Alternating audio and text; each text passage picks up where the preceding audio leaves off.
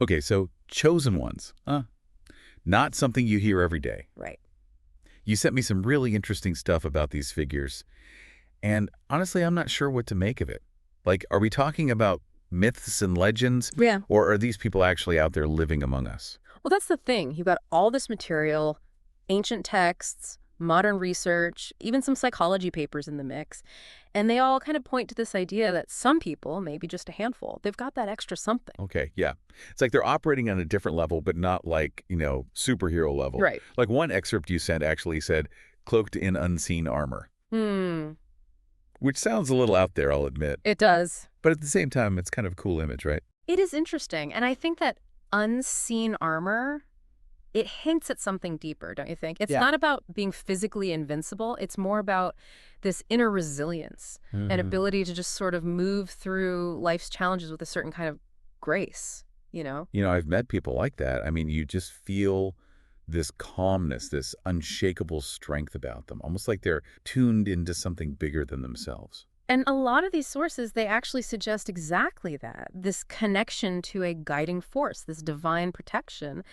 They even use the term palpable force, meaning something that others can actually feel. Have you ever encountered that tangible aura of resilience? Oh, totally. And it's not arrogance or anything. It's this quiet confidence. You just feel drawn to it. So, Mhm. okay, let's say these chosen ones are out there. What else makes them different?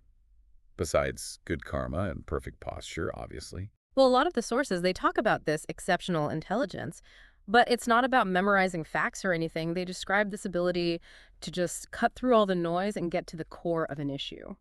So less about being a know-it-all, more about having a clear vision. Exactly. Imagine being able to see solutions where other people just see problems, and not just see them, but to communicate them in a way that helps other people understand.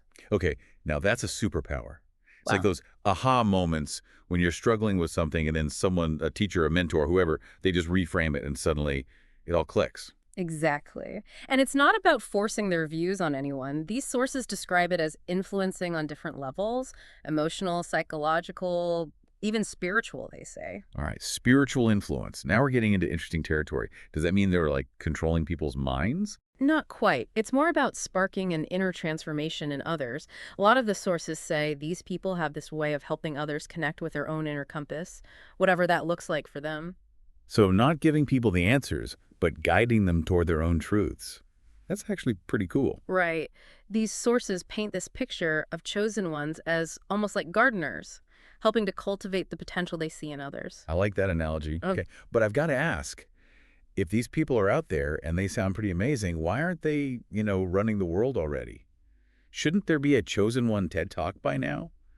Or a self-help empire or something? well, that's where the paradox comes in. Because the very same qualities that make these individuals unique can also be incredibly isolating. You mean all that deep thinking doesn't exactly make for great small talk? Well, there's that. But more seriously, imagine seeing the world with such depth, such clarity, that it becomes hard to relate to those who don't. It's like if you're always the smartest person in the room, maybe you're in the wrong room.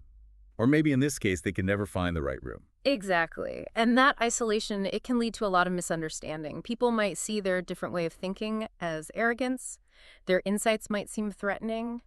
History is full of people who were ahead of their time and no one believed them. Yeah, absolutely. It makes you wonder how many potential chosen ones are out there, but they're being held back because the world just doesn't know what to do with them. It's definitely something to think about. And it just goes to show how important it is to keep an open mind, to remember that sometimes the most extraordinary people, they don't fit neatly into our boxes. Okay, so we've got these potential world changers walking among us, but they might be misunderstood, even ostracized. So what else can you tell me about them? What are their lives actually like? Give me the good stuff. The good stuff. Well, hold on tight, because now we're getting into some truly wild territory. We're talking about what these sources call profound intuition. Okay, hold on. What are we talking here? Like knowing what I'm going to say, next level intuition or Yeah. something even bigger. Even bigger, yeah. Think less about predicting the future and more about this deep understanding of what's really going on beneath the surface. These sources describe it as an almost supernatural ability to tap into the hidden currents of reality. Okay, I've definitely had those moments where I just felt something was off or something felt really right, but I couldn't explain why. Or you meet someone and it's like you've known them forever. Is that what we're talking about here? It could be. You see, according to these sources, chosen ones are incredibly sensitive to the subtle cues that most of us miss completely: body language, those micro expressions we make without realizing it, even the energy of a room. They pick up on it all. Wow. To experience life like that, I mean, on the one hand, to see and understand that much would be incredible, but it also sounds kind of overwhelming, to be honest, like a constant stream of information most people aren't even aware of. Right. Imagine the insights you'd have. But yeah, it could be a lot to handle. That's actually something these sources point out. This profound intuition isn't always portrayed in a purely positive light. Sometimes it's described as a burden, a kind of knowledge that can be very isolating. So it's not always easy being the chosen one. It sounds like they've got their own unique challenges. Absolutely. But here's where things take an interesting turn.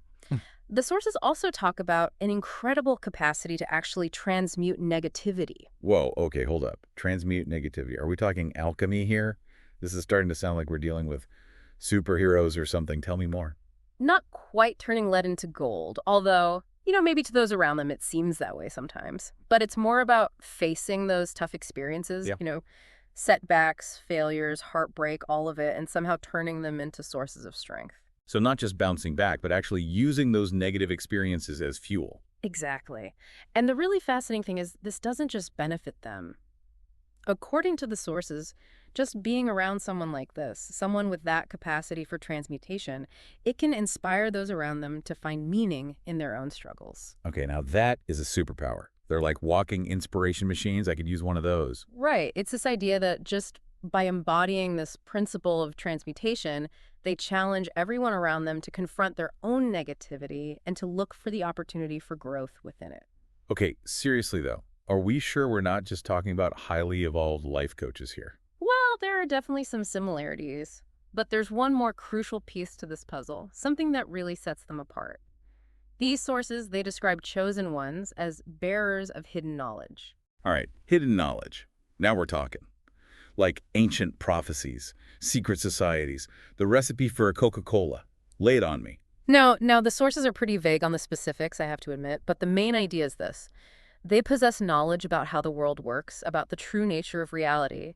And this knowledge can't be found in a textbook. It's not something you can just Google. Not on Wikipedia, then. Definitely not. It's described more as an intuitive understanding, something that's woven into their very being. So less about memorizing ancient scrolls, more about embodying ancient wisdom. I like it. Exactly. But here's the thing about this hidden knowledge. It's portrayed as both a gift and a burden. It gives them this unique perspective on the world, but it can also make them feel even more isolated from everyone else. Well, yeah, I could see that. Imagine possessing knowledge that most people wouldn't believe even if you told them. It's no wonder they might feel like they don't belong. Right, and it really underscores this need for understanding, acceptance, and respect, especially when we're talking about interacting with people who just see the world differently. It's like that saying, don't judge a fish by its ability to climb a tree. Exactly. We've got to remember our own perspectives have limitations, too. The very things that make someone different, even if they seem a little strange to us, those things could be the key to unlocking incredible possibilities. It's like we've gotten so used to seeing the world one way, we've forgotten there are other ways of seeing. And maybe these chosen ones, they're here to help us take off the blinders. That's a powerful thought. What if the answers to our biggest problems? What if those answers are found in embracing the wisdom of people who see the world differently? So, okay, let's say, just for a second, that we go with this whole chosen one idea. These people are out there, right, walking among us, and they have these amazing abilities, this hidden knowledge. Then what? What are we supposed to do with that information? That is the question, isn't it? And the sources we've looked at, they actually offer some pretty radical answers. They want us to completely rethink how we see leadership, how we define wisdom, even what we think of as true power. So we're not just talking about replacing politicians with, like, philosophers. It's bigger than that. These sources, they point to a completely different kind of leadership, one that's based on empathy, intuition, a real understanding of how everything is connected. And honestly, these qualities are not always valued, not in the way we do things now. I hear you. But how do we even find these chosen ones? It's not like they have a special handshake or wear a special hat, right? The sources are a little vague about that, I'll be honest. But they do talk a lot about trusting your gut, paying attention to those subtle signs when you meet someone who just seems different. So ditch the resume, trust the vibes. Maybe. The point is, True wisdom, true leadership, it doesn't always come with a fancy title or a bunch of awards. We have to be open to the idea that the most extraordinary people, they might not fit our usual idea of what a leader should be. But what about those of us who haven't quite mastered the whole intuition thing? Are we just out of luck? Wandering around hoping to bump into a chosen one at the grocery store or something? Not at all. You see, the sources suggest that the most important thing is to cultivate a sense of openness. It's about challenging our own biases, questioning what we think we know, and creating space for the unexpected. So less about seeking them out and more about creating the right conditions for them to just kind of show up. Exactly. What if, instead of trying to squeeze these individuals into our current systems, we tried building a world that actually celebrates being different? A world that values different ways of thinking and empowers those people to step forward. That's a beautiful idea. But realistically, that's a pretty tall order, isn't it? I mean, do you really think we can make that kind of shift? To move from all this, cynicism and doubt to a place of genuine openness and acceptance? It starts with us, each one of us. It starts with being more curious, more compassionate, with really listening to the people who challenge our views. It's about understanding that those things that make someone different, they might be the keys to finding incredible solutions, to building a better future for all of us. It's like a call to action, be more present, be more open, be willing to see the world in a new way. And you know what? Maybe if we do that, we'll realize these chosen ones aren't so different from us after all.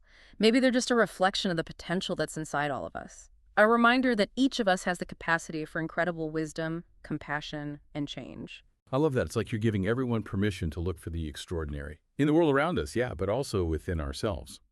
Well, there you have it, a deep dive into the world of the chosen ones.